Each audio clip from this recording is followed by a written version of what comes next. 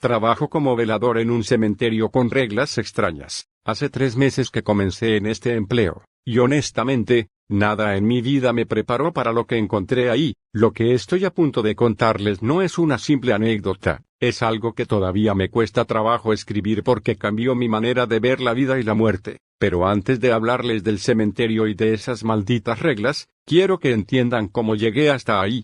Muchos me preguntaron en mi post anterior sobre mi vida antes de este trabajo, y creo que es justo darles el contexto completo. Me llamo Eduardo Ramírez, tengo 37 años, hasta hace no mucho trabajaba como guardia de seguridad en una empresa de gaseosas bastante conocida. Era un empleo estable, con buen sueldo y la posibilidad de crecer. Llegué a pensar que algún día podría convertirme en jefe de seguridad dentro de la compañía. Tenía la experiencia, la antigüedad y la disciplina para lograrlo, pero todo se derrumbó una noche. Un grupo de delincuentes, con tácticas militares, entró a la fábrica. No eran raterillos comunes, sabían perfectamente lo que hacían, llevaban armas largas, comunicadores y planes claros. Tomaron como rehenes a varios de mis compañeros y a algunos trabajadores que estaban en turno nocturno. Yo fui uno de los primeros que atraparon, apenas estaba comenzando mi ronda. Lo peor fue lo que vino después. Yo creí que, tras sobrevivir a esa noche, sería reconocido por haber mantenido la calma o por haber protegido a algunos compañeros. Pero no. Los superiores lo vieron de otra manera, como incompetencia. Según ellos, habíamos fallado en nuestra labor de vigilancia. El golpe a la empresa fue duro, se llevaron maquinaria costosa y varios materiales de valor. Y en lugar de apoyarnos, decidieron despedirnos. Así me quedé sin trabajo. Los siguientes días fueron un infierno. Estuve casi 2 semanas buscando empleo, entregando currículum en diferentes lugares, pero al enterarse de por qué me habían despedido, nadie me tomaba en serio. El despido había manchado mi historial, y si no podía seguir como guardia de seguridad, ¿qué otra cosa sabía hacer? Quiero que entiendan algo de mí, mi complexión es algo robusta. No soy atlético, ni mucho menos. Durante años traté de mantenerme en forma yendo al gimnasio, pero con los turnos nocturnos era casi imposible tener constancia. No estaba gordo, pero tampoco musculoso. Si me has visto alguna vez en la calle, probablemente me confundirías con el típico guardia de seguridad, alguien de estatura promedio, hombros algo anchos y ojeras permanentes. Siempre he tenido cara de pocos amigos, aunque en realidad soy todo lo contrario. Soy amable, tranquilo, y sí, algo asustadizo en ciertas cosas que no sé explicar. Con delincuentes aprendí a lidiar, claro, uno desarrolla instintos para sobrevivir en esta profesión. Pero con lo desconocido, con aquello que no puedes razonar, siempre fui más vulnerable. Les cuento algo más de mi vida. Mi padre era doctor. Quiso que yo siguiera sus pasos, pero la verdad es que nunca me llamó la atención. Desde joven me daba asco la idea de abrir a una persona o lidiar con sangre y órganos. Mi papá me contaba casos espeluznantes de su trabajo, como si quisiera entrenarme para la medicina. Yo no tenía el carácter para eso. Lo que a mí me gustaba eran las series policíacas, la acción, el portar un arma y sentir que podía mantener la seguridad de un lugar. Quise ser policía, pero fue mi amigo Javier Ortega quien me convenció de empezar como guardia de seguridad. Javier conocía a su jefe en un centro comercial, un tipo que era amigo de su papá, y así fue como conseguí mi primer empleo serio. Ese trabajo fue monótono la mayor parte del tiempo, rondas, cámaras, vigilar que nadie robara, pero a veces ocurrían cosas intensas, persecuciones a ladrones, peleas entre clientes que se volvían violentas, momentos en los que de verdad sentía que mi presencia hacía la diferencia.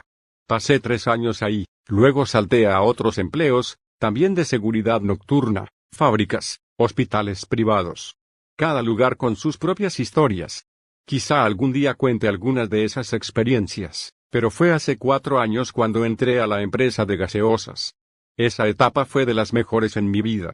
Era un lugar donde podía crecer, donde mis habilidades tenían valor. Con la experiencia que ya traía, estaba seguro de que tarde o temprano me convertiría en jefe de seguridad. Todo pintaba bien, hasta que llegó aquella noche del asalto. Y con ese evento, mis oportunidades se esfumaron. Después del despido, vagué sin rumbo. Fui a centros comerciales donde ya había trabajado antes, pero no había vacantes. Otros lugares no me aceptaban por mi última experiencia. Me resigné. Para empeorar las cosas, Javier, el amigo que me metió en este mundo de la seguridad, ya no estaba en la ciudad. Se había ido en busca de mejores oportunidades. Me sentí solo. Mi esposa, Mariana, trataba de apoyarme. Me decía que si era necesario, ella buscaría empleo. No quería, pero lo entendía. No podíamos quedarnos sin dinero. En esos días oscuros, yo llevaba a nuestra hija, Valeria, a la escuela. Era un cambio de roles que nunca imaginé vivir, pero no había de otra. Ya que la menciono, déjenme contarles cómo conocí a Mariana. Fue hace más de 10 años, cuando trabajaba en el hospital privado. Ella llegó tras un accidente de auto, medio inconsciente. Solo crucé miradas con ella cuando la llevaban en camilla, pero algo en sus ojos me dejó marcado. No la volví a ver hasta semanas después, cuando salía de mi turno en la mañana. Ella iba caminando con audífonos, parecía que hacía ejercicio. Íbamos en la misma dirección. Yo, con sueño, estaba parado frente a una cafetería pensando si comprar un café, y de pronto ella se me acercó. Platicamos sobre su recuperación. Me armé de valor y la invité a un café. Se me fue el sueño en ese momento. Desde ahí empezamos a salir. En aquel entonces trabajaba como vendedora de ropa en un centro comercial cercano. No teníamos mucho, pero su compañía me regalaba paz. Cuando quedó embarazada, dejó el trabajo. Mi sueldo alcanzaba para cubrir los gastos básicos. Tuvimos suerte de no pagar renta. Mi padre me había dejado un departamento en la ciudad, un pequeño refugio que siempre nos salvó. Mis padres, por cierto, nunca me recriminaron por no seguir la medicina. Mi madre es dentista y puso su consultorio en la casa nueva a la que se mudaron cuando yo ya vivía en el departamento. Mi padre, más cerca del hospital, siempre me apoyaron, aunque su deseo era que fuera doctor. Yo, en cambio, seguí mi camino como guardia. Así pasaban los días, yo, sin trabajo. Mariana preocupada. Valeria sin entender del todo por qué papá estaba tan callado. Y yo, sintiendo que el mundo se me cerraba, hasta que un día, sonó mi teléfono. Era Javier Ortega, mi viejo amigo. Su voz sonaba extraña, como si quisiera darme buenas noticias pero con cierta reserva. Hola Eduardo, ¿cómo has estado? Su voz sonó cálida, casi con esa mezcla de nostalgia y entusiasmo que siempre me dejaba pensando en lo fácil que tenía él para conectar con la gente. Javier. ¿Cuánto tiempo? Contesté, intentando sonar calmado, aunque por dentro sentía un hormigueo de expectación. No sabía que todavía estabas en la ciudad. Lo siento, amigo. Dijo, con un ligero suspiro. He estado fuera, conseguí un puesto importante, bien pagado. Quería preguntarte algo. ¿Te puedes venir por acá? Creo que puedo conseguirte un buen trabajo. Me quedé en silencio unos segundos. Por un lado, la curiosidad, por otro, la duda. La seguridad de un buen empleo no siempre es fácil de encontrar, y más después de la humillación de mi despido. Sería bueno, Javier, pero mi hija está adelantada en la escuela y no sería conveniente sacarla de clases ahora. Le respondí, tratando de mantener la calma. Lo entiendo, viejo amigo. Replicó con paciencia. Escucha, te llamé porque un conocido me dijo que te vio buscando trabajo. Tú eres de mis mejores amigos, y hablé con un par de contactos. Conseguí algo que podría interesarte. ¿En serio? Pregunté, intentando no mostrar la ansiedad que sentía. Esas son noticias muy buenas. ¿De qué se trata? Hubo un breve silencio antes de que hablara, como si midiera cada palabra. Bueno, es un trabajo diferente. No es como en un hospital ni una fábrica.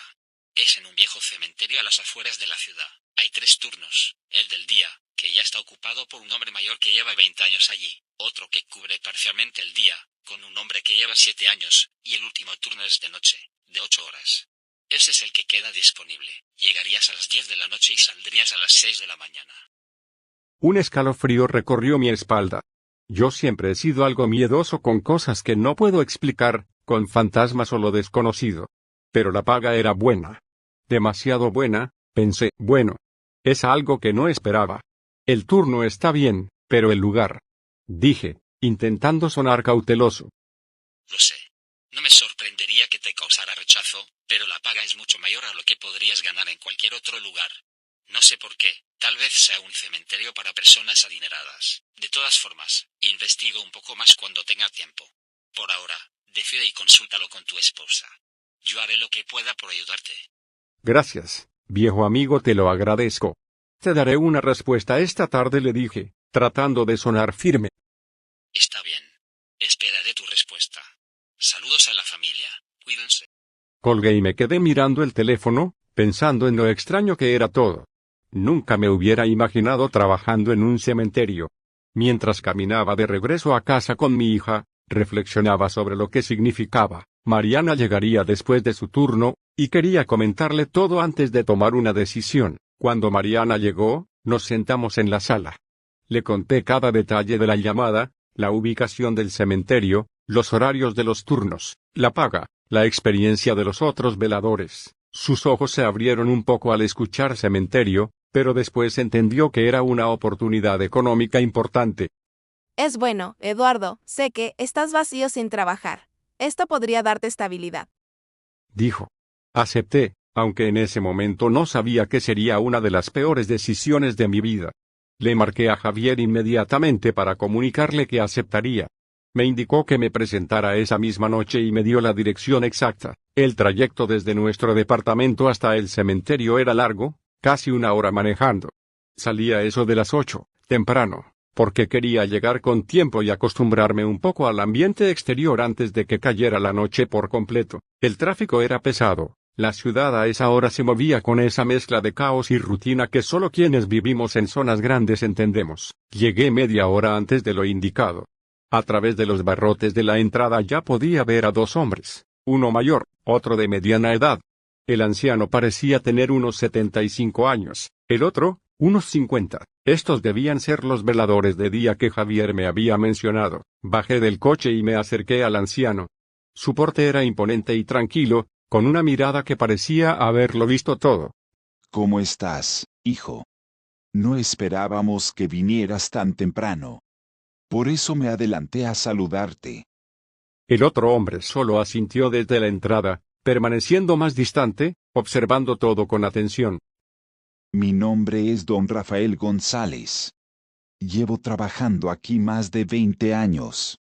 El que ves allá es Héctor Salinas, lleva menos tiempo, pero también es muy experimentado.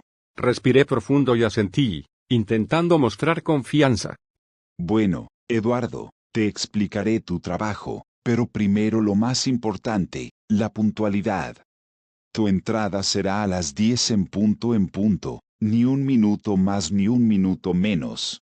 Cuando alguien esté saliendo del turno, debe hacerlo exactamente a las 9 en punto y 59. Lo mismo aplica para tu salida, a las 5 en punto y 59 de la mañana. Nadie puede entrar ni salir antes de la hora indicada bajo ninguna circunstancia. Intenté memorizar todo, pero su explicación era extensa. Me dijo que si olvidaba algo, había una lista en uno de los cajones de la caseta. Dieron las 9 y 59. El hombre de mediana edad, Héctor, salió para darme paso.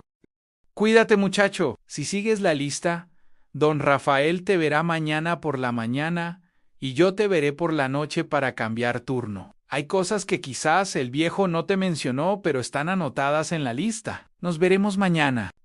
Me quedé solo dentro del cementerio. Afuera, las sombras de los árboles y lápidas se alargaban con la luz de los faroles. La brisa nocturna traía un olor húmedo, a tierra y flores marchitas.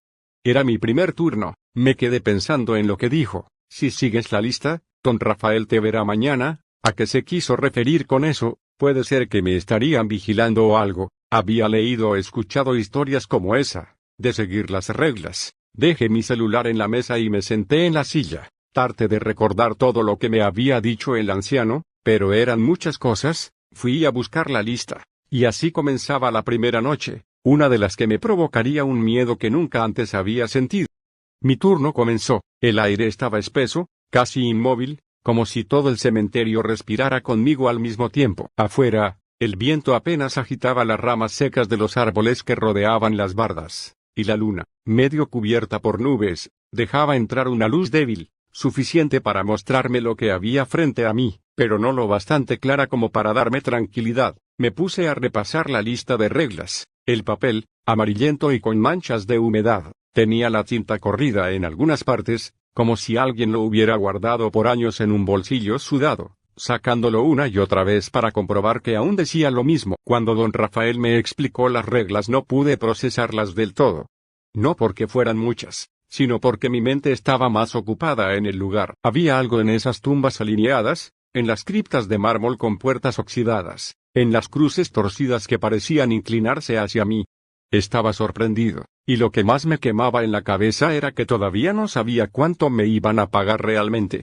Rafael solo me había dicho, si sigues las reglas, mañana te veremos de nuevo. ¿A qué se refería con eso? Con esa frase clavada en mi memoria. Pasé mi dedo índice por la primera línea del papel y comencé con la primera regla. Regla número 1. Siempre debes entrar a la hora exacta, y la salida debe ser antes de la hora exacta.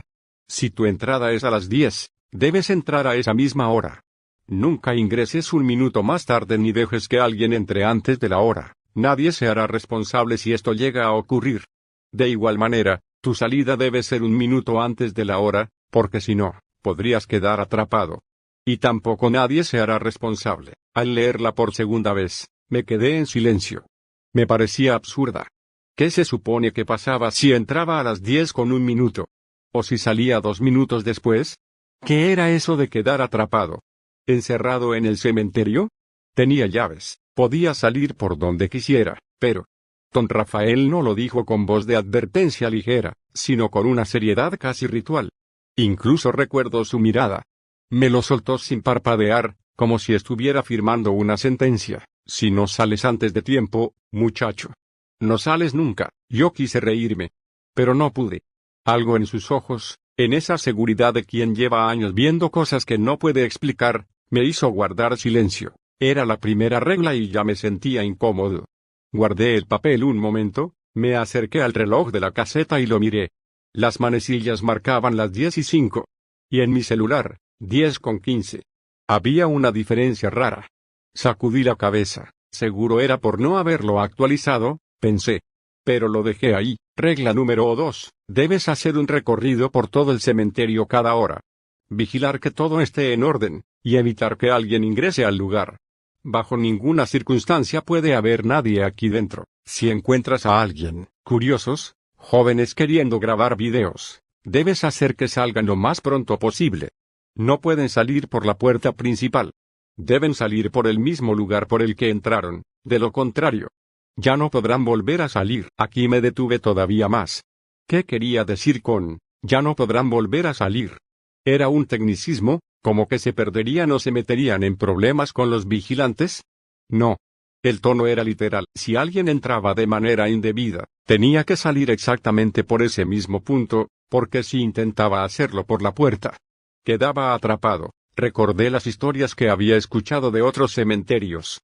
Chavos que entraban de noche, que se grababan con sus celulares riéndose, hasta que después ya no se reían tanto porque escuchaban voces o veían sombras. Muchos contaban que, aunque corrían a la entrada, parecía que la reja estaba cerrada por dentro, aunque en realidad no tenía seguro, se quedaban atrapados, y a veces alguien los encontraba en la mañana, muertos de miedo, con los ojos rojos de tanto llorar. Me mordí el labio. Lo absurdo empezaba a mezclarse con lo inquietante. Y lo inquietante, con lo posible. Regla número 3. Cuando estés en la caseta de vigilancia, si escuchas golpes en la puerta, nunca vayas a revisar quién es. Ni mucho menos te dejes ver.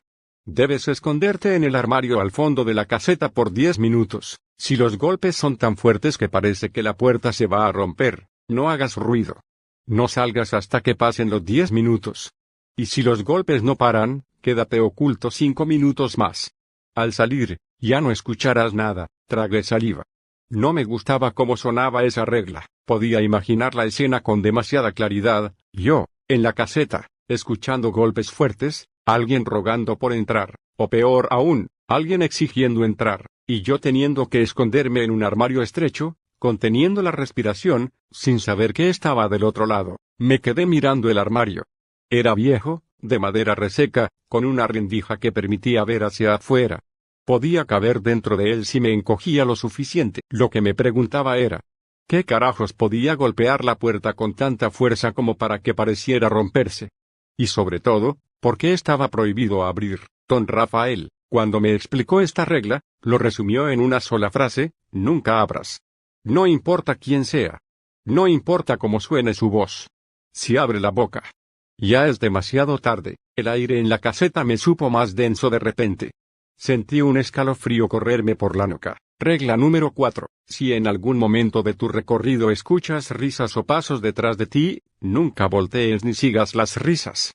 No querrás ver lo que hay detrás de esos ruidos. Sigue con tu caminata. No les prestes atención. Es recomendable usar audífonos con música, para evitar escucharlos. Me imaginé caminando por entre las tumbas, escuchando un eco de pasos siguiéndome, sincronizándose con los míos, o tal vez desfasados. O peor, risas infantiles que rebotaban entre las lápidas, y yo sabiendo que, si volteaba, no encontraría nada humano. Me pasé la mano por la frente. La idea de usar audífonos tenía sentido, pero también era un arma de doble filo. ¿Y si al taparme los oídos no escuchaba algo real, un intruso, alguien peligroso? Claro, tal vez por eso mismo se recomendaba, porque lo peligroso no era lo real. Lo peligroso era lo que se escuchaba sin ser visto. Esa regla no necesitaba explicación. Era simple. No voltees. Punto. Regla número 5. En la sección de tumbas de niños, hay una tumba que tiene una vela. La reconocerás porque sobresale más que las demás. Esa vela debe estar encendida siempre. Si no lo está, debes prenderla. En las cajas junto al armario hay velas, fósforos y mecheros. Debes llevar siempre una contigo, por si la original no está. A veces la vela puede aparecer en diferentes lados de la tumba. Si ves que hay una mujer llorando sobre esa tumba, no le hables ni te acerques. Si la vela está apagada en ese momento, sigue tu recorrido y vuelve después. Ella se irá, y entonces podrás encenderla de nuevo. Respire hondo. Esto ya no era una regla, era un ritual. El simple hecho de que existiera una tumba con una vela que nunca debía apagarse me provocó un escalofrío. Sabía que en muchas culturas mantener una luz encendida era símbolo de guía para las almas, pero aquí no se hablaba de simbolismo, aquí era una obligación, y la mujer llorando. Don Rafael lo dijo como si ya la conociera. Como si esa mujer fuera parte del turno. Un personaje más de la rutina nocturna. Me quedé mirando las cajas junto al armario. Había velas de todos los tamaños, algunas nuevas, otras medio gastadas. Pensé en lo absurdo de la instrucción, pero también en lo terrible de encontrar la vela apagada y no hacer nada. Regla número 6. Si en algún momento de tu recorrido sientes que las sombras no concuerdan con la realidad, o que algunas criptas están abiertas, regresa a la caseta y pospone el recorrido. No pienses que es tu imaginación. Ese sería el peor error. Enciende una vela, si se apaga, vuelve a encenderla hasta que se mantenga prendida. Esa es la única luz que te mantendrá a salvo. Me estremecí. Las sombras no concuerdan con la realidad. ¿Qué significaba exactamente? ¿Sombras moviéndose sin que nada las cause? ¿Sombras demasiado largas? ¿Sombras que se acercan? No quise imaginarlo mucho. Pero entendí el mensaje. Si la noche misma se deformaba, lo único que debía hacer era retroceder. La vela era la clave. Otra vez, miré una de las velas en la caja. La sostuve en mi mano. Era simple, blanca, común. Pero en ese instante me pareció un arma. La única defensa en medio de un lugar que me tragaba de a poco. Regla número 7. Si escuchas voces de niños jugando por la caseta, normalmente ocurre a las 3:15 o 3:16 de la madrugada. Ve a las cajas y saca una pelota o un peluche. Cuando te vean con el juguete, se acercarán y te dirán si lo quieren, se irán y seguirán jugando. Se calmarán unos minutos después. Releí esa parte varias veces. No estaba loco, ahí decía claramente que los niños se me acercarían. No era una metáfora. Era una instrucción. Me llevé la mano a la nuca. Sentí un sudor frío. Estaba claro que en este cementerio los niños nunca habían dejado de jugar. Y ahora yo era parte de su dinámica. Busqué con la mirada en las cajas. Sí, había peluches. Viejos, apolillados, con costuras rotas. Y una pelota de trapo. Nada de eso me tranquilizó. Regla número 8. Si al finalizar tu turno no está quien deba relevarte, no olvides que debes salir un minuto antes de la hora. Si no hay nadie, vuelve a entrar y toma el siguiente turno. El cementerio nunca debe quedar sin alguien en la caseta. Eso me golpeó. ¿Qué pasaba si nadie venía? ¿Qué pasaba si tenía que tomar otro turno, y otro más? El simple hecho de imaginar quedarme atrapado aquí por días enteros me revolvió el estómago. Regla número 9. Puedes usar el celular para todo, excepto para ver la hora. Usa un reloj de mano análogo. En la caseta hay un reloj con campana en la pared. Ese siempre te dirá la hora correctamente. Tu celular o cualquier aparato digital mostrará la hora incorrecta. Nunca confíes en ellos. Si tienes un reloj análogo, compáralo con el de la caseta. Esa es la única forma de evitar problemas. Esta regla me pareció extraña, pero entonces recordé algo. Mi celular ya estaba mostrando una hora distinta al reloj. 10:15 contra 10:05. El corazón me dio un brinco. No sabía por qué, pero sentí que la regla 9 no era una exageración. Regla número 10. Si en algún momento te sientes en peligro, permanece en la caseta. Una vez que llegue el final de tu turno, sal y espera al siguiente velador. Cada hora, el reloj hará un sonido. Ese sonido será tu guía para saber cuándo debes salir a dar tu ronda. Cerré los ojos y respiré profundo. Me sentía dentro de una broma macabra. Pero la lista era demasiado detallada. Y cada regla, aunque absurda, estaba escrita con una lógica interna que no podía ignorar. Me recargué en la silla, mirando el reloj de la pared. Mi celular decía que eran las 11 de la noche. Pero la manecilla apenas avanzaba 10 minutos. No sabía qué pensar. Aquello era real. Tan real como el aire denso que me costaba respirar o como el temblor en mis manos mientras apretaba la linterna. Siempre me burlé de esas historias donde la gente habla de reglas extrañas en sus trabajos. Vigilantes nocturnos, enfermeros en hospitales olvidados, conductores que atraviesan carreteras sin nombre. Historias que leía en internet para pasar el rato. Siempre pensé lo mismo, que eran inventos, que nadie con sentido común podría tomarse en serio unas reglas tan absurdas. Pero en ese momento entendía. Entendía perfecto por qué uno, al enfrentarse con lo imposible, deja de reírse. La primera vuelta por el cementerio me lo estaba demostrando. El reloj dio las 11 con un sonido seco, profundo, casi como un aviso que retumbó en la caseta y en mi cabeza. No fue un simple tic, fue como si alguien me dijera, es hora. Respiré hondo, agarré una linterna, una vela y fósforos. Tenía que salir preparado, porque las reglas eran claras y, aunque parte de mí quería creer que todo era un teatro, otra parte, la más instintiva, sabía que debía cumplirlas. El aire afuera me golpeó en la cara con un olor extraño, una mezcla entre tierra húmeda, flores marchitas y óxido viejo. El cementerio era mucho más grande de lo que se veía desde la entrada. Desde fuera parecía compacto, como si solo ocupara una manzana, pero al caminarlo descubrías que se extendía, que se doblaba en secciones escondidas, que había rincones donde las lápidas se acumulaban hasta perderse entre la maleza. Era como si el terreno se estirara bajo mis pies, como si cada paso me llevara a un lugar más profundo, más apartado del mundo que conocía. Me daba escalofríos pensar que debajo de todo aquello no había simple tierra, sino huesos, cuerpos en descomposición, ataúdes apilados en capas invisibles bajo mis botas. Sentía que el suelo respiraba conmigo, que algo allá abajo estaba consciente de mis pasos. Seguía avanzando, alumbrando con la linterna cada tanto, aunque la vela en mi otra mano me daba la sensación de ser la única luz verdadera en medio de ese reino de sombras. El recorrido me pareció eterno. No había sonido de grillos ni de pájaros nocturnos, nada. Solo el crujir de la grava bajo mis botas y el latido ensordecedor de mi corazón. Finalmente llegué a la sección de niños. El aire cambió ahí. Era más frío, más espeso, como si los mismos recuerdos de tantas vidas cortas todavía se quedaran suspendidos entre las tumbas. Había cientos de lápidas pequeñas, alineadas unas con otras, muchas con juguetes viejos, osos de peluche empolvados, bicicletas oxidadas recargadas en los muros, y entonces la vi. La tumba de las reglas sobresalía del resto de manera antinatural. No era una cruz blanca sencilla, no. Era una losa de concreto macizo, reforzada con gruesas cadenas de metal que brotaban de la tierra y rodeaban todo el perímetro. Era como si alguien, en algún momento, hubiera querido sellar algo dentro. O evitar que algo saliera. Un escalofrío me recorrió la espalda. Frente a la losa, en la parte superior, había un cartel de advertencia tallado en piedra.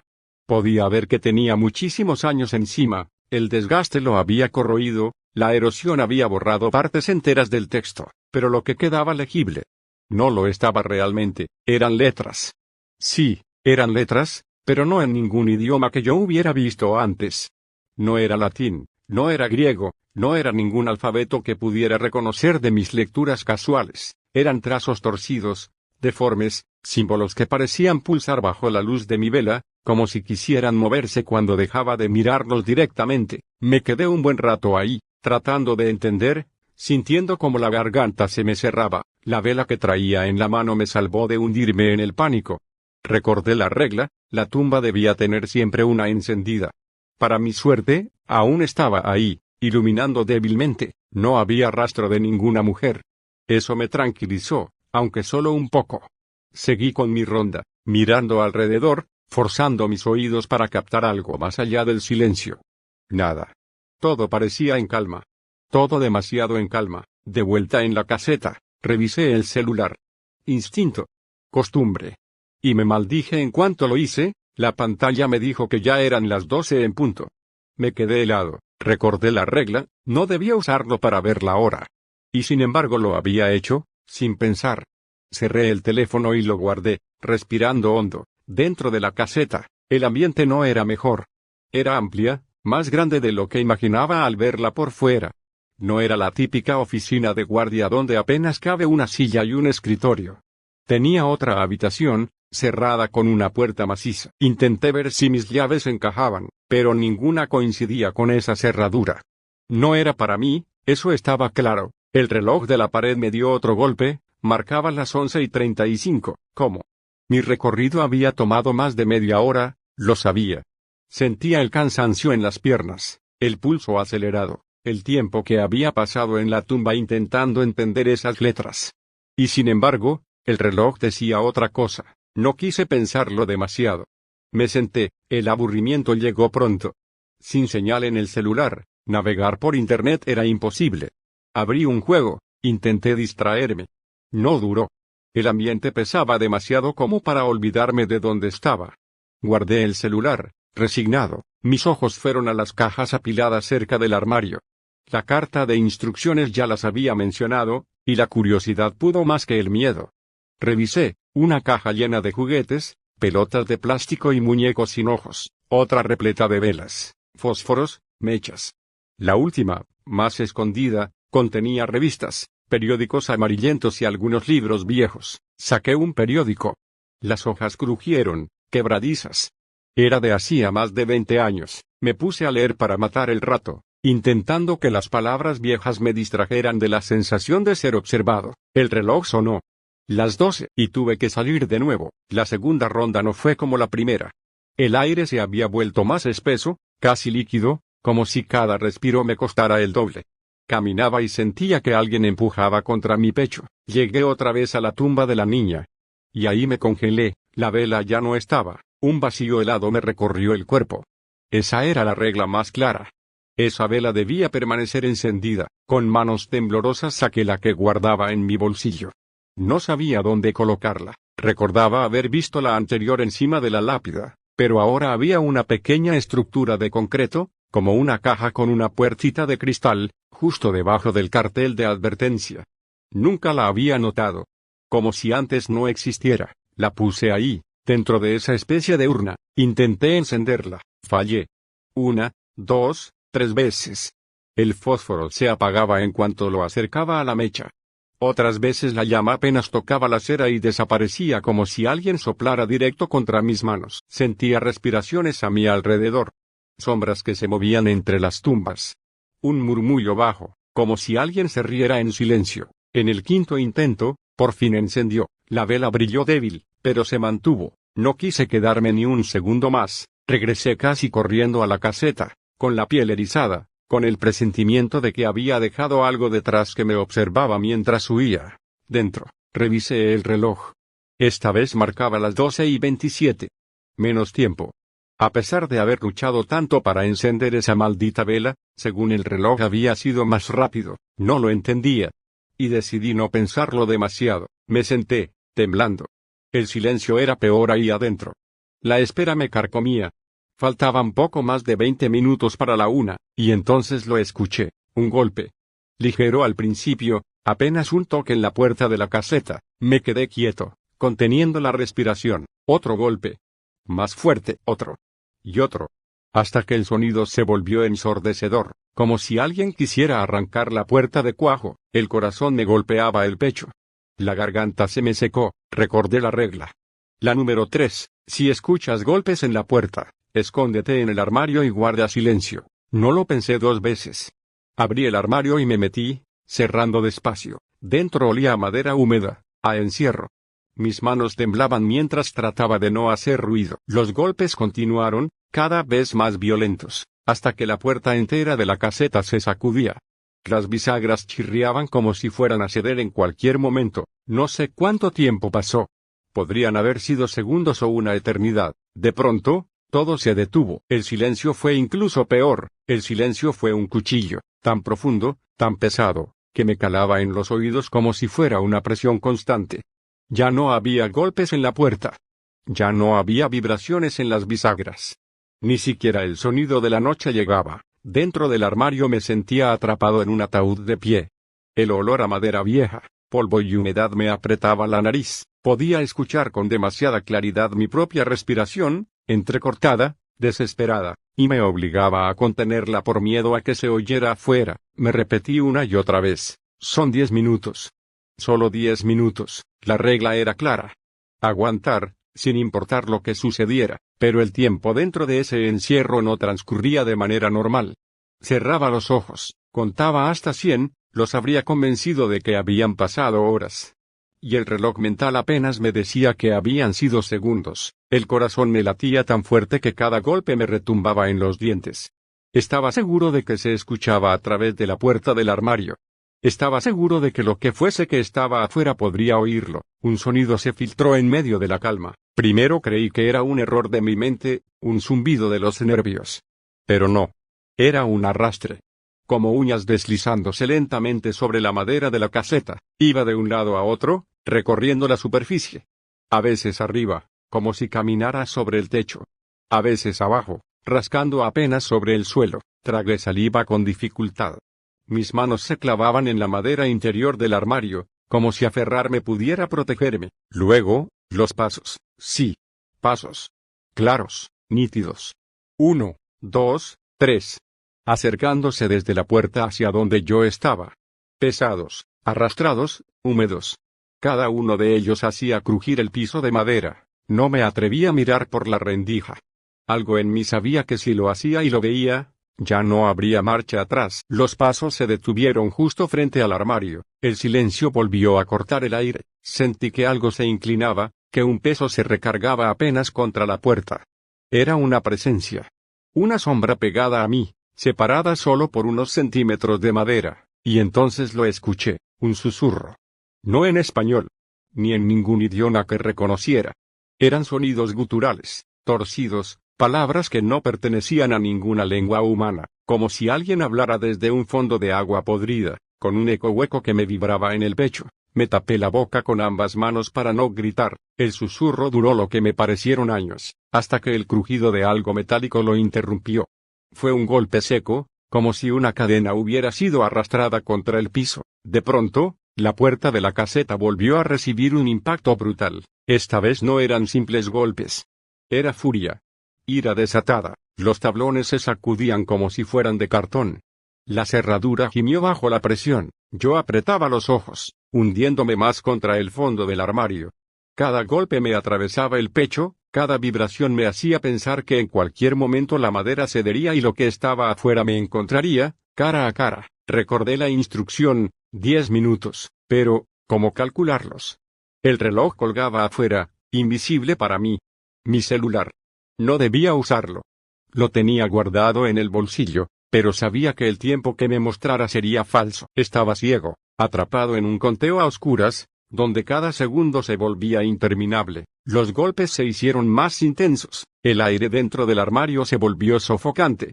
Cada respiración me quemaba la garganta, como si inhalara humo. Quise rezar. Intenté recordar alguna oración de niño, las que mi abuela murmuraba en las noches. Pero las palabras no llegaban. Se me quedaban atoradas en la lengua. Y entonces, de repente, los golpes cesaron. Un silencio absoluto se extendió. Tan absoluto que hasta me dolían los oídos. Esperé. 1, 2, 3 minutos, según mi cuenta. No sabía si eran exactos, pero el tiempo se alargaba como goma, y en ese vacío de calma, el primer crujido, un vidrio vibrando, primero leve, como el zumbido de una ventana vieja bajo el viento. Después, más fuerte, más agudo, como si unas garras rasparan contra el cristal. La cortina de la caseta temblaba. Pude escucharlo. Una vibración seca, un roce insistente, me llevé las manos a los oídos. No quería escuchar. Pero el sonido se filtraba igual, punzante, hasta que finalmente se rompió con un estallido brutal. El vidrio se hizo trizas. Sentí como si me hubieran disparado al lado de la cabeza. Después vino el portazo, no un golpe como los anteriores. Fue un derrumbe. La puerta entera de la caseta se arrancó de sus bisagras y cayó al piso con un estruendo que retumbó hasta en mis huesos. El aire se llenó de polvo, madera astillada y un silencio posterior aún más espeso. Me apreté contra la pared trasera del armario, sintiendo como el sudor frío me corría por la espalda. No había escapatoria. No podía salir. No podía moverme. Todo lo que podía hacer era quedarme ahí, encogido, con la certeza de que lo que había afuera había entrado finalmente a la caseta. Salí con cuidado, con el cuerpo aún temblando y el corazón desbocado. Había pasado un tiempo que no podía calcular con exactitud, solo sabía que debía esperar hasta sentir que todo estaba en calma, hasta que mis nervios me permitieran moverme sin riesgo de llamar la atención. Me quedé unos minutos más en el fondo del armario, pegado contra la madera, sintiendo la respiración entrecortada y los latidos del corazón como martillazos. El aire era pesado, cargado con un olor a humedad y polvo mezclado con algo más, un aroma que no podía identificar, algo orgánico y podrido, que me hacía sentir que incluso el aire podía lastimarme. Finalmente, cuando ya no escuché ningún ruido, ni golpes, ni arrastres, ni susurros extraños, respiré hondo y abrí la puerta del armario con cuidado. Cada movimiento estaba medido, lento, como si un simple error pudiera despertar lo que acechaba afuera. Salí bajo mi propia voluntad, un paso a la vez, sintiendo la madera crujir levemente bajo mis pies, cada sonido amplificado en la quietud de la noche. Todo estaba en orden. La ventana seguía cerrada y la cortina estaba intacta. La abrí un poco, solo para comprobar el vidrio, estaba entero, sin un rasguño. La puerta también estaba en su sitio, perfecta, como si nada hubiera pasado. Cada golpe, cada vibración que sentí, cada terror que recorría mi columna, parecía desvanecerse en un instante, pero sabía que no era así. Sabía que algo había estado ahí, acechando, esperando, observándome. El reloj de la caseta marcaba las 2 de la mañana. Había pasado más de lo que creí, pero de alguna manera el tiempo en aquel lugar no era normal. No era lineal, no fluía como afuera, no respondía a los segundos ni a los minutos que yo conocía. Salí de nuevo a recorrer el cementerio. La linterna en mi mano temblaba, y la vela que llevaba en el bolsillo parecía pesar toneladas. Cada sombra a mi alrededor parecía más profunda, más real, y los crujidos de la madera y las hojas bajo mis pies me hacían saltar. Llegué a la tumba de la niña.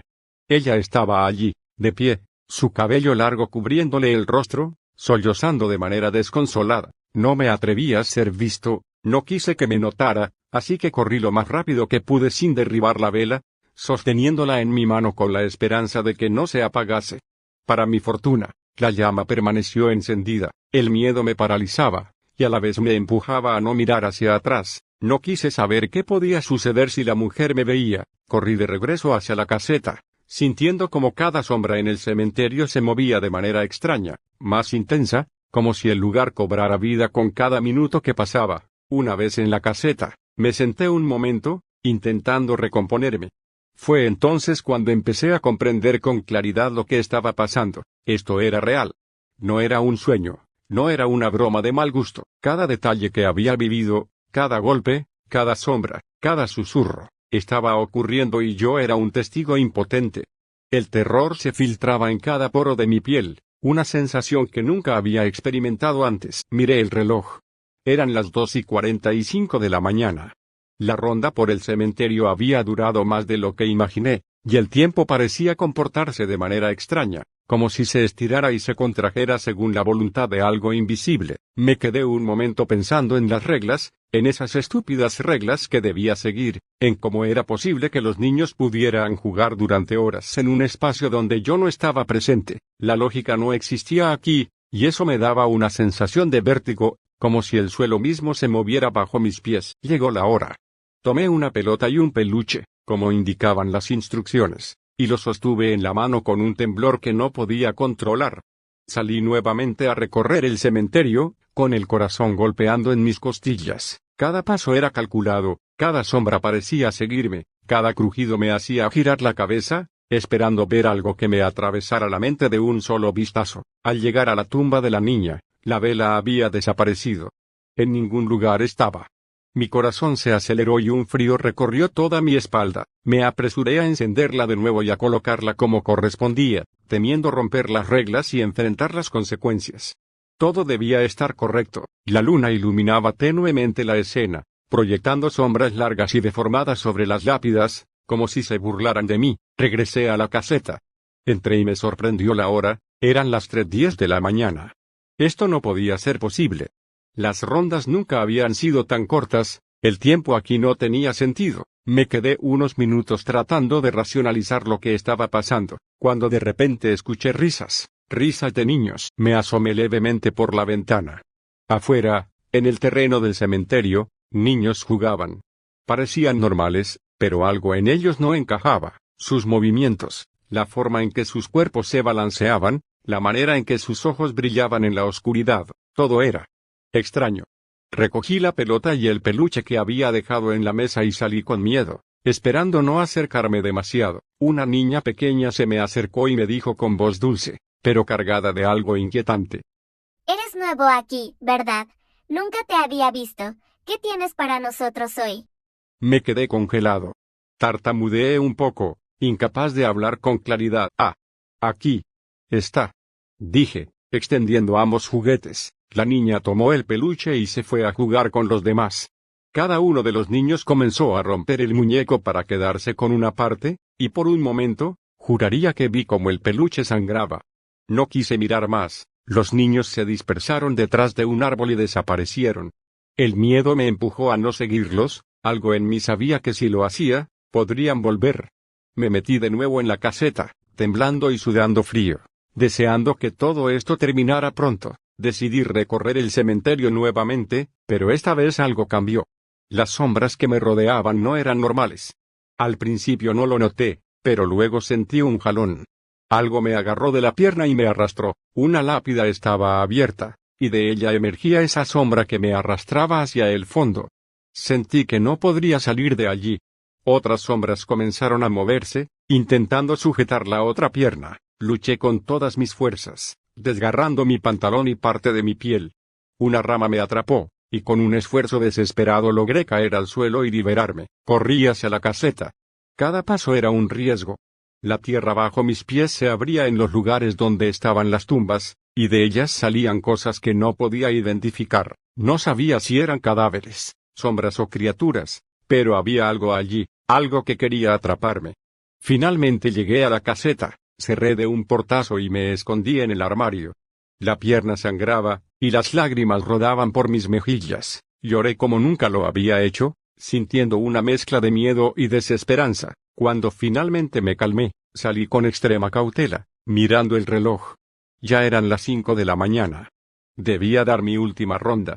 El reloj sonó, sacándome de mi trance. Debía cumplir con las reglas, aunque cada paso que daba me doliera. Aunque cada sombra pareciera moverse con intenciones de atraparme, salí con miedo, caminando dolorido por mi pierna herida.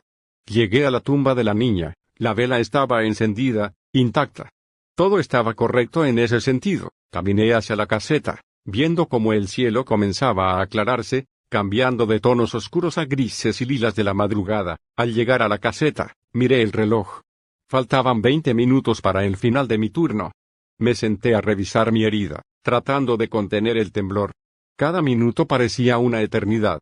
Finalmente, faltaban solo 2 minutos. Salí para asomarme por la puerta, y afuera estaba el señor Rafael. Me metí de nuevo para ver cómo el reloj cambiaba a las 5:59. Abrí la puerta, con lágrimas en los ojos. Noche dura, hijo. Ya hiciste más que muchos de los que han pasado por aquí. El señor Rafael me miró y dijo, con una mirada de tristeza, cerró la puerta de la caseta y se metió dentro. Me dirigí a mi coche, y allí encontré un sobre con una nota. Felicidades, Lograste pasar tu primera noche. Aquí está tu paga. Esperamos que vuelvas para tu siguiente turno. Abrí el sobre y no podía creerlo. Era más dinero del que hubiera ganado en 6 meses de cualquier trabajo anterior. Subí a mi auto y no quise volver jamás. Cuando regresé a casa, Mariana, mi esposa, me esperaba en la sala. Me abrazó al verme arañado y con la pierna lastimada, preguntando con preocupación. ¿Qué te ocurrió, amor? ¿Te atacaron? La abracé sin llorar. Me curó las heridas mientras le contaba todo lo que había sucedido. Decidí regresar por otro turno. Cada experiencia fue terrible, a veces rozando la muerte, pero la paga era irresistible. Ahora estoy juntando para dejar el trabajo, aunque ya me había acostumbrado al miedo.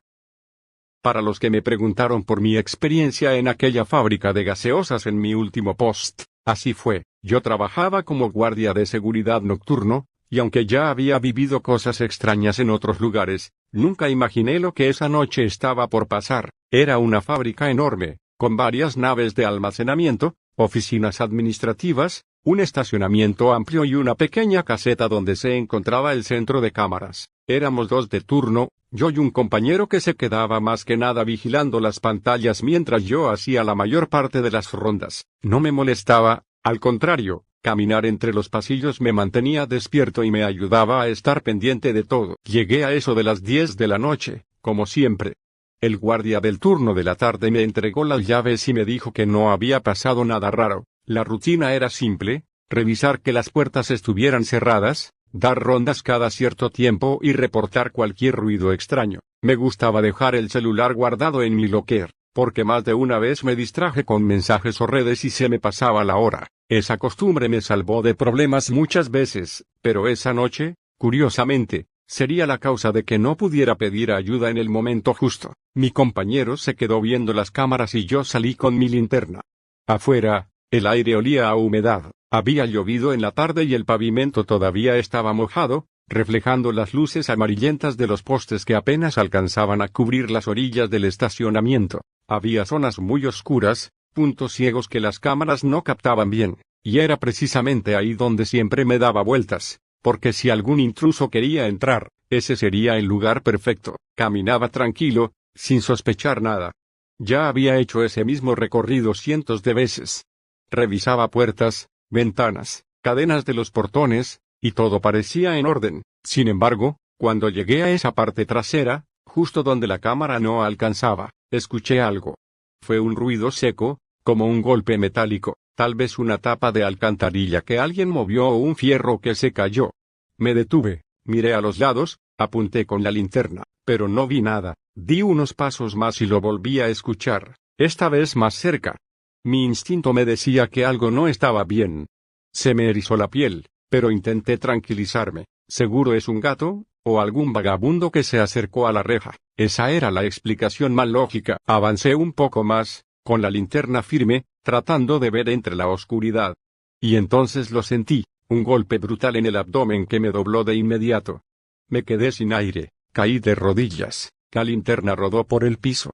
Apenas alcancé a levantar la vista y lo vi, un hombre con pasamontañas negro. Su respiración era pesada, firme, como la de alguien que sabía lo que estaba haciendo.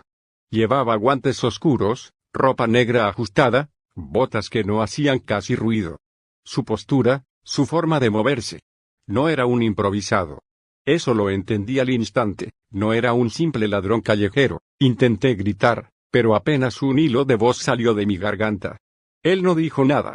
Solo me miró fijamente a través de esos agujeros del pasamontañas y levantó un puño. En ese momento lo entendí, estaba completamente fuera de las cámaras, en el punto ciego perfecto. Nadie vería nada.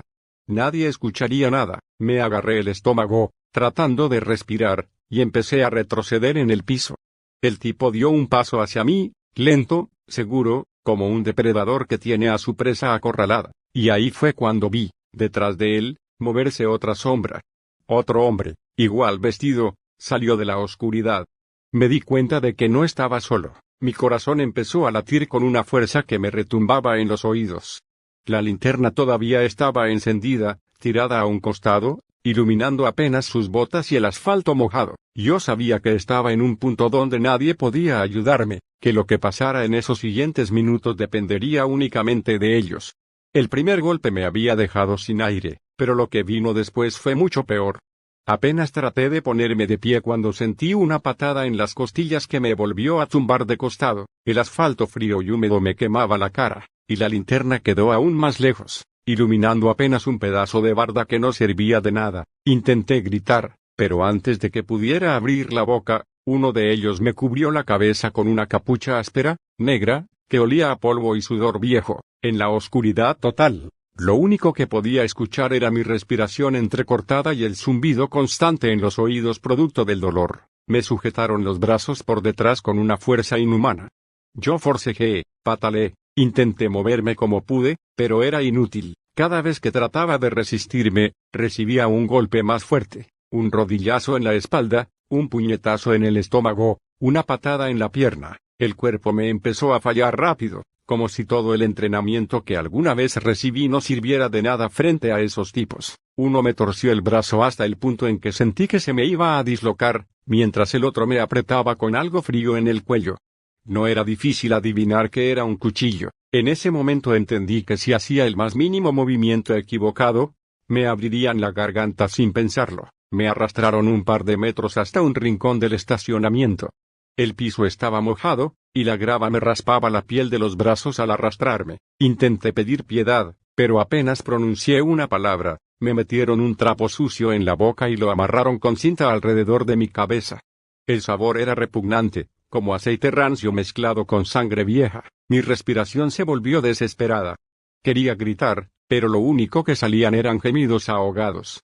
Los ojos se me llenaron de lágrimas, no sé si por el dolor o por la impotencia. De pronto sentí cómo me amarraban las muñecas con cinchos de plástico.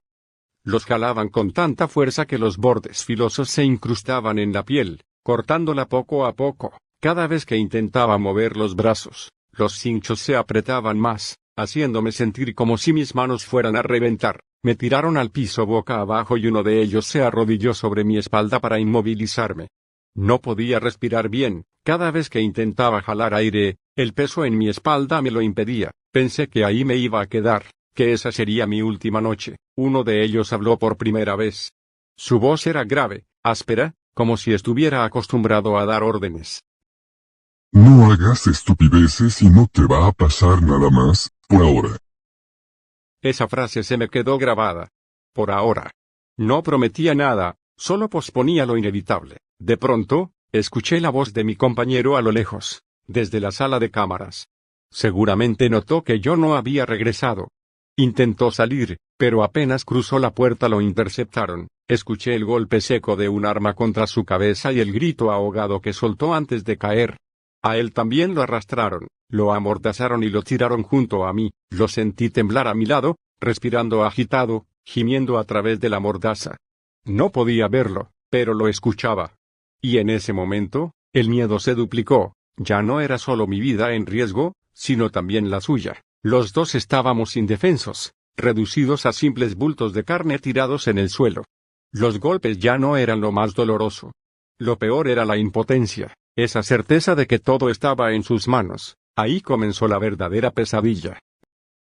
Me tenían tirado boca abajo, con las muñecas mordidas por los cinchos, los labios secos por la mordaza y el cuerpo entumecido del dolor. Apenas podía abrir los ojos por la presión de la capucha, pero lo que escuchaba era suficiente para helarme la sangre. El líder, el de la voz ronca, empezó a caminar alrededor de nosotros con pasos firmes, seguros, como si supiera exactamente qué hacer, como si esa noche ya estuviera escrita desde mucho antes. A ver, escúchenme bien. Sabemos que aquí guardan dinero.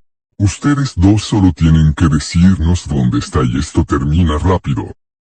Mi corazón dio un vuelco. ¿Dinero? ¿Qué demonios? Yo sabía perfectamente que la fábrica de gaseosas no manejaba efectivo en la noche. Todo era digital, depósitos bancarios, transferencias. Apenas guardaban unos cuantos sobres con vales de transporte o cambio para la cafetería.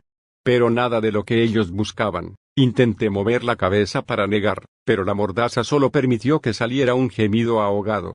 El tipo lo tomó como provocación, porque en un segundo me jaló del cabello, Me levantó un poco la cabeza y me estampó contra el piso. El golpe fue seco, como un martillazo, y vi destellos blancos en la oscuridad de la capucha.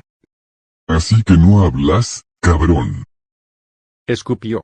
Mi compañero trató de murmurar algo a través de la mordaza, pero apenas se entendía.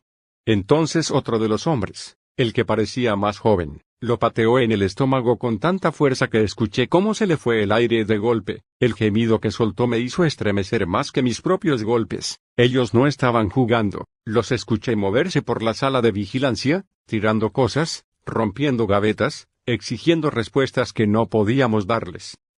¿Dónde guardan la caja chica? ¿Dónde está la bóveda? ¿Quién tiene las llaves?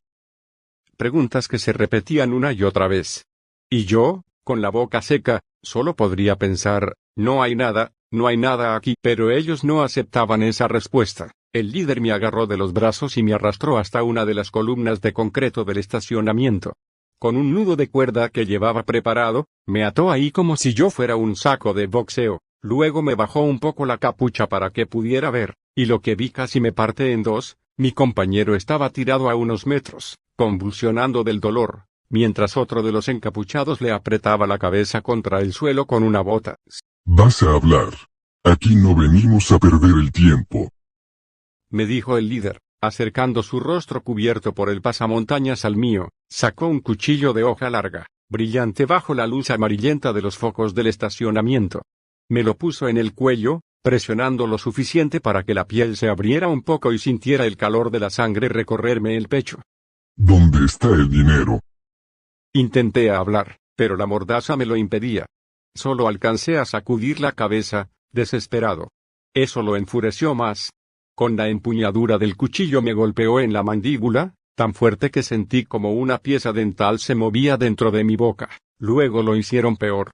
Me levantaron la camiseta y comenzaron a pasar el filo del cuchillo lentamente por mi abdomen, apenas rozando la piel, lo suficiente para cortar y dejar marcas superficiales, pero sin matarme. Era un juego sádico. Querían verme retorcerme, querían arrancarme una confesión que nunca podrían obtener. Habla, hijo de puta, o te abrimos aquí mismo. Quise gritar que no había dinero, que era inútil, pero lo único que salía eran gemidos sordos, sofocados por el trapo inmundo en mi boca. Entonces lo intentaron con mi compañero. Lo levantaron de los brazos, lo sentaron en una silla de metal y comenzaron a golpearlo en la cara con algo duro, tal vez la culata de una pistola. Cada golpe hacía eco en el estacionamiento vacío, y yo, atado a esa columna, sentía como me rompía por dentro con cada sonido. Hablen, cabrones. Digan dónde está la bóveda. La palabra bóveda me atravesó como un dardo.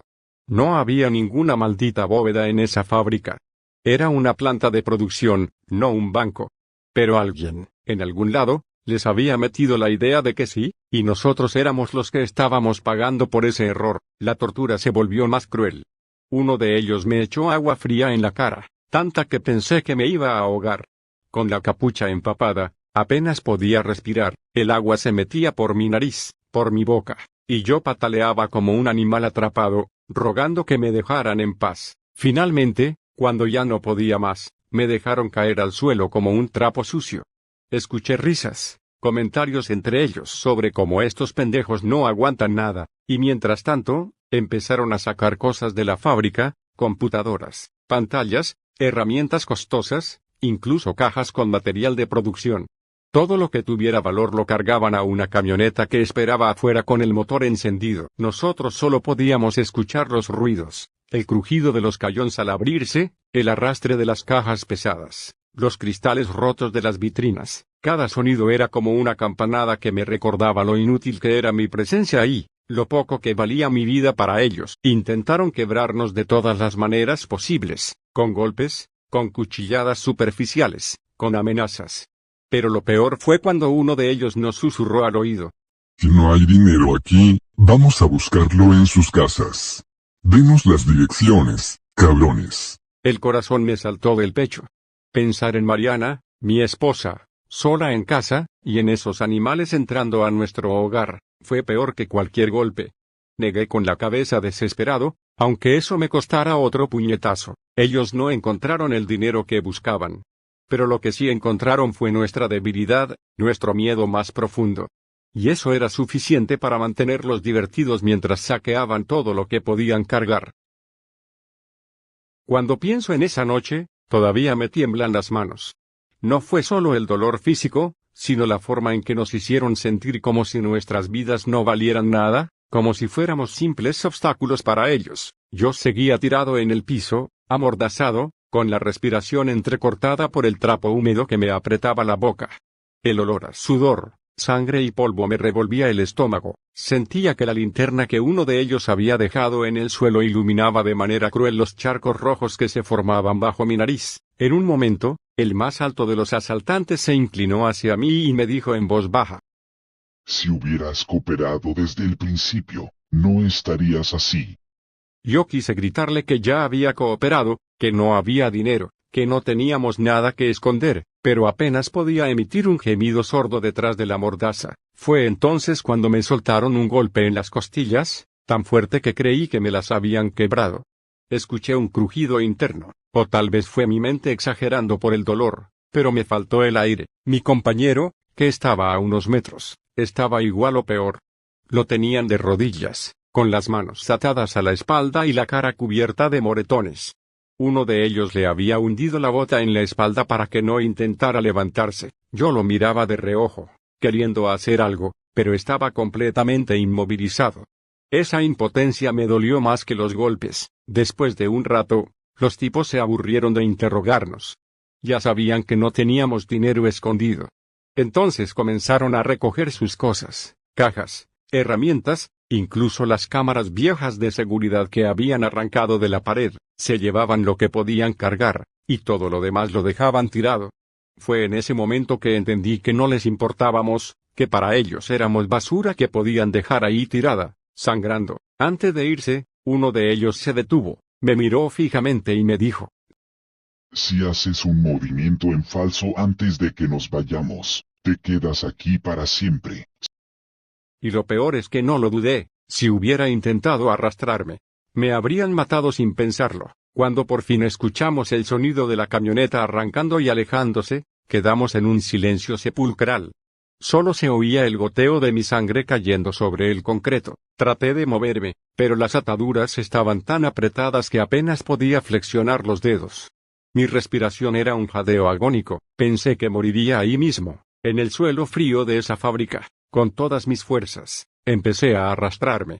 El roce del piso contra mi cuerpo desgarraba la piel de mis codos y rodillas, pero no me detuve. Tardé más de media hora en llegar hasta mi locker, medio desmayado, con la visión borrosa, pero al menos tenía la esperanza de encontrar algo para liberarme. O al menos mi celular para pedir ayuda. Cada metro que avanzaba sentía que mi cuerpo se apagaba un poco más, pero lo logré. No sé cómo logré llegar hasta el locker. Cada arrastre era un suplicio, mis manos estaban entumecidas por las esposas de plástico y mi visión se nublaba cada pocos segundos. A ratos creía que me iba a desmayar, pero algo dentro de mí me empujaba a seguir avanzando. Quizá era puro instinto de supervivencia, quizá la simple idea de no morir abandonado en el suelo como un animal. Cuando finalmente choqué contra la fila metálica de lockers, sentí un pequeño alivio. Sabía que dentro del mío estaba mi celular, pero con las manos atadas y los dedos medio dormidos era casi imposible abrirlo. Intenté usar mi hombro, luego mi frente, hasta que conseguí que la puertita cediera apenas lo suficiente. Mi teléfono cayó al piso con un golpe seco. Con la boca todavía amordazada, tuve que usar la barbilla y la cara para deslizar la pantalla. Era ridículo, patético, pero funcionó.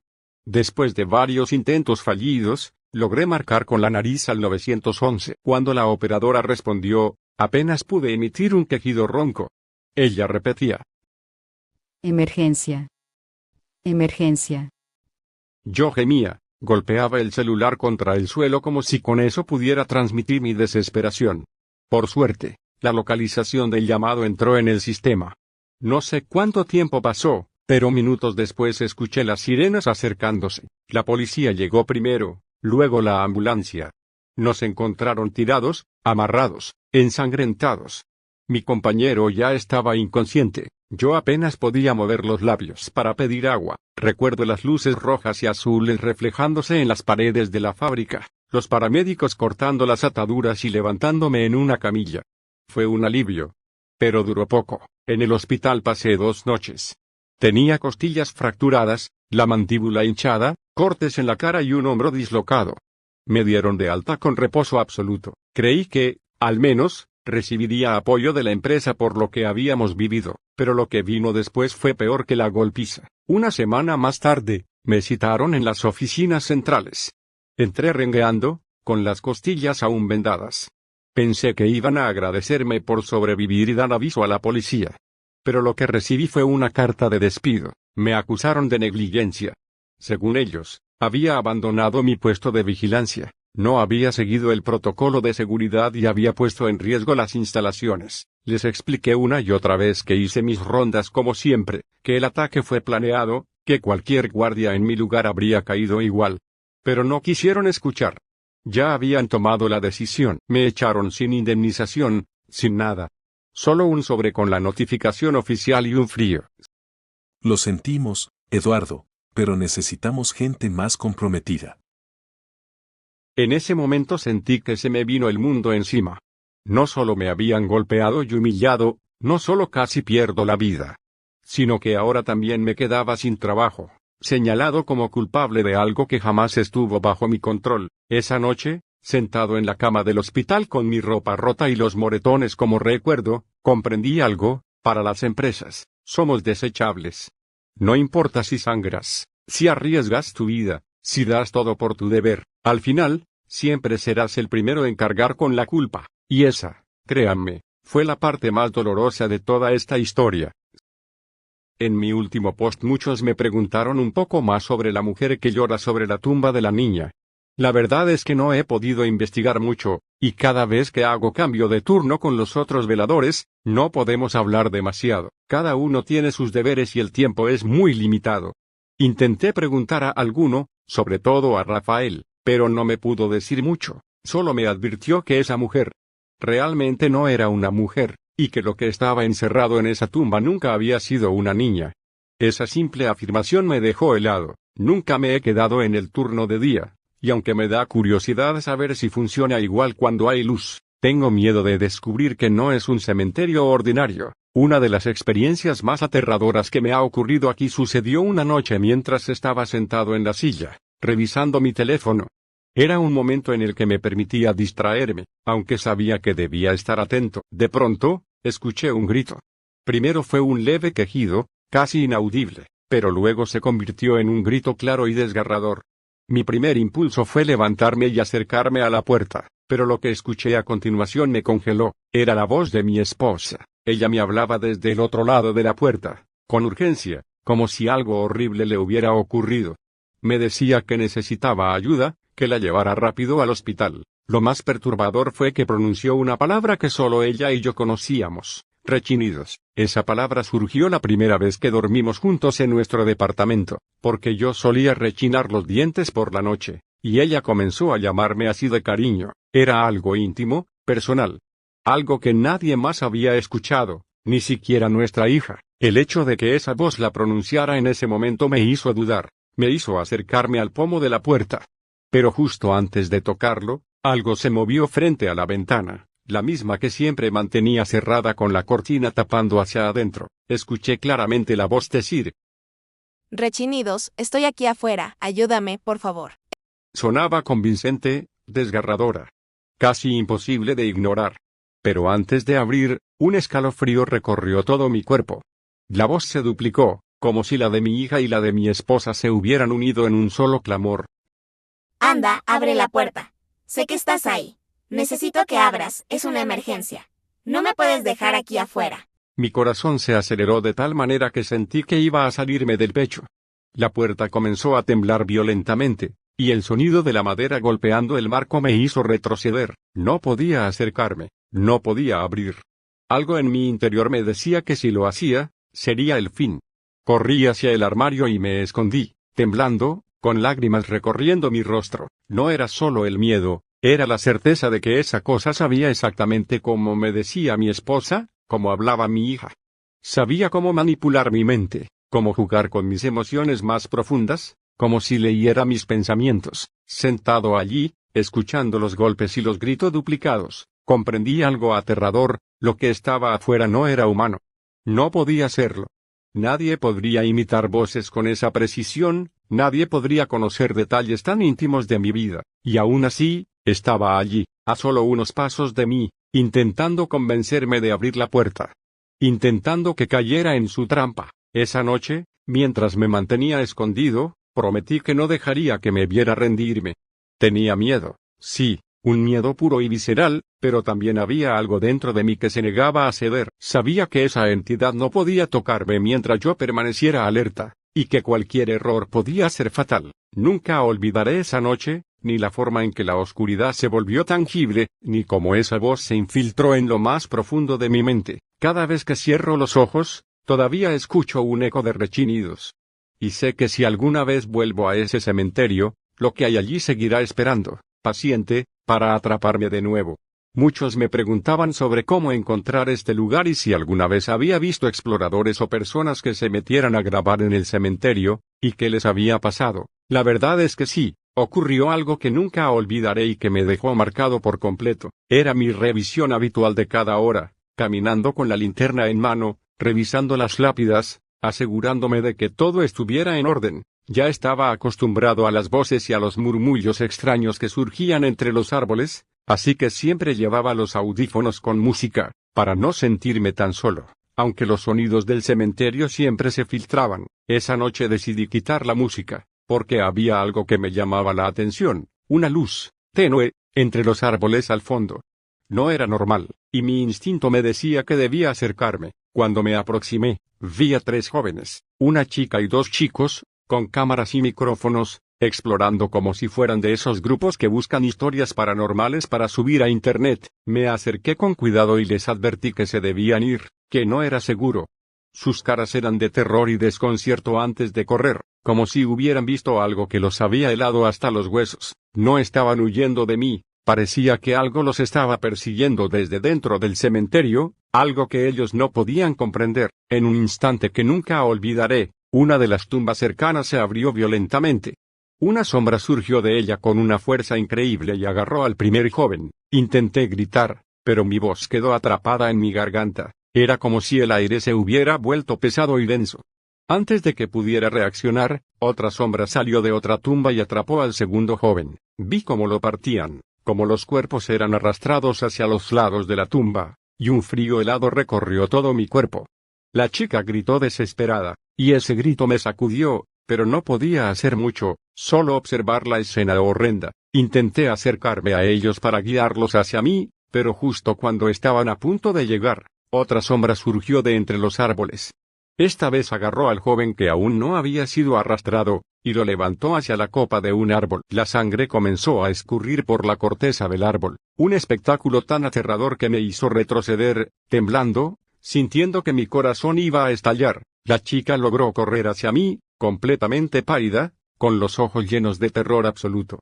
Le indiqué la salida, hacia donde habían entrado, y pude ayudarla a saltar la barda con el pedazo faltante. Mientras lo hacía, sentí el aire cargado de energía oscura, como si el cementerio se estuviera alimentando de nuestro miedo. Corrí de regreso a la caseta, con la respiración entrecortada, el corazón a punto de salirse del pecho.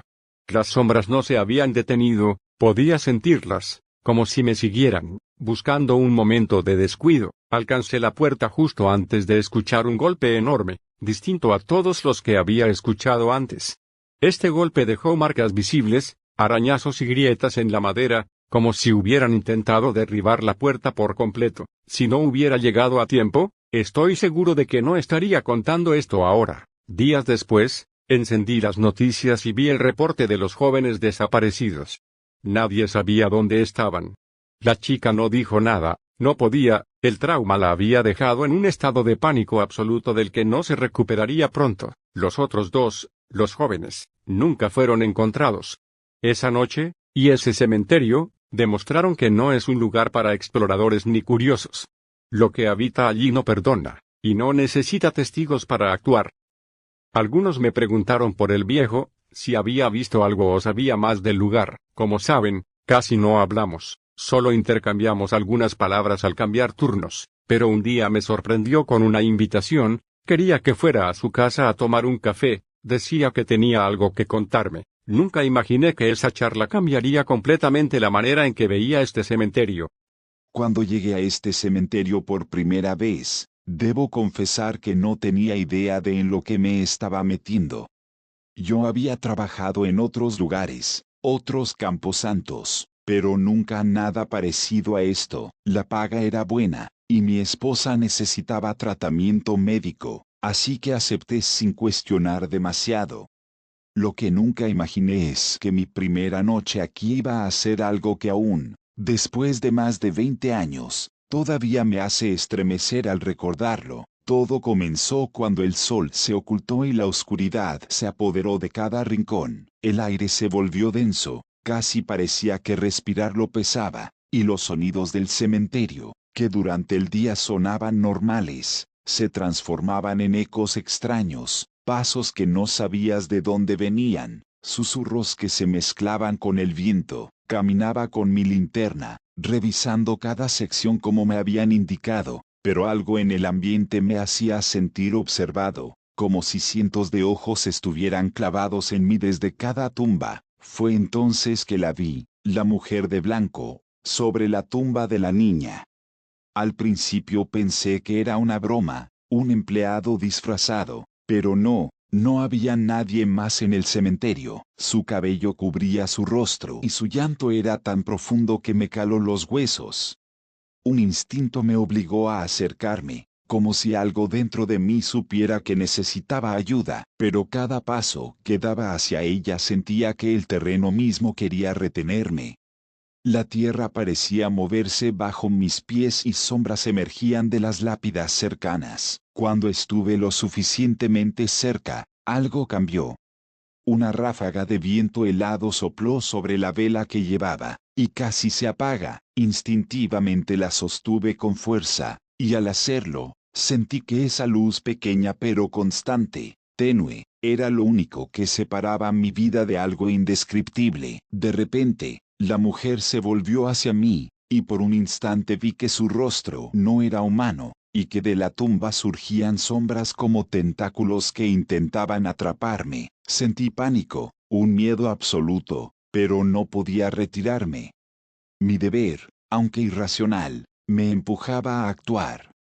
Colocando la vela frente a la tumba, algo cambió, las sombras retrocedieron, y la mujer se desvaneció en un susurro de aire helado. Fue entonces cuando comprendí que la luz, esa llama mínima, tenía un poder extraño, un poder que me había salvado la vida. Recuerdo cada momento de esa noche, como cada segundo parecía estirarse hasta volverse insoportable. Caminé de regreso a la caseta, temblando, con la certeza de que había visto algo que ningún ojo humano debería presenciar. Aprendí algo muy valioso esa primera noche: la luz protege, incluso en los lugares donde la oscuridad parece devorarlo todo. Si quieres saber cómo surgió la famosa regla del juguete, tengo que contarte mi primera noche aquí, y cómo casi pierdo la vida. Todo parecía tranquilo al inicio. Caminaba por el cementerio con mi linterna, revisando cada rincón, y escuchando de lejos risas y murmullos de algo que no podía comprender. Cuando llegué a la zona cerca de la caseta, fue cuando lo vi. Los niños no estaban en las tumbas, no corrían por todo el cementerio. Solo aparecían cerca de la caseta del vigilante, como si fueran guardianes del lugar. Sus ojos, vacíos y sin expresión, me hicieron dar un paso atrás. En ese momento no tenía nada para ellos, ningún objeto, ningún juguete. Y eso fue un error que casi me cuesta la vida. Las risas comenzaron a rodearme, y en cuestión de segundos, sentí sus manos frías y su fuerza invisible intentando arrastrarme, tirarme al suelo, empujarme hacia las tumbas. No podía moverme, y mientras forcejeaba, una de esas criaturas casi me derriba. Mis fuerzas fallaban, no podía gritar, no podía correr, todo mi cuerpo estaba paralizado por el miedo. Entonces, por instinto, recordé algo que llevaba en el llavero, una pequeña pelota que alguien me había dado como recuerdo. La saqué, la levanté frente a ellos, y de manera sorprendente, las manos se detuvieron, las risas se transformaron en murmullos, los movimientos que amenazaban con derribarme cesaron por un instante. Esa maldita pelota fue lo único que los calmó lo suficiente para que pudiera levantarme y salir de allí con vida. Esa noche entendí algo vital: si un vigilante quiere sobrevivir aquí, debe ofrecerles algo, un juguete, un objeto que los distraiga cerca de la caseta. Desde ese momento, inventé la primera regla: darles un juguete siempre, no porque fueran inocentes, sino porque si no lo hacía, los niños no dudaban en atacarte, y nadie que ignorara esa regla sobrevivía más de la primera noche. A partir de entonces, cada velador que trabaja de noche tiene que cumplir esta regla, y nadie que lo ha hecho ha sido lastimado cerca de la caseta. Para mí, esa noche marcó la diferencia entre la vida y la muerte, y desde entonces siempre llevo algo a la mano, porque aquí, incluso lo más pequeño puede salvarte.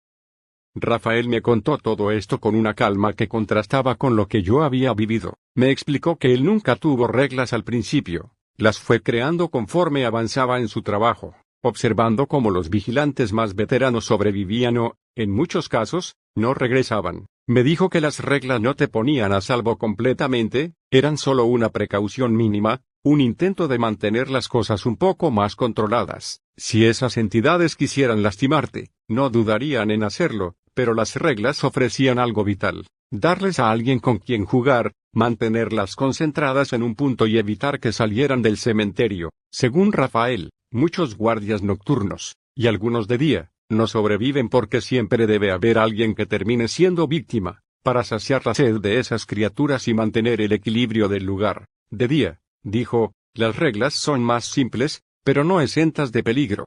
Las criaturas pueden hacerse pasar por personas, y si te descuidas, pueden atraer gente o engañar a los guardias más confiados. Por eso él prefería no contarme todos los detalles de los otros turnos. Según él, hablar demasiado solo traería curiosidad peligrosa. Me relató algo curioso sobre los sobres de pago, esos que aparecen misteriosamente después de cada turno.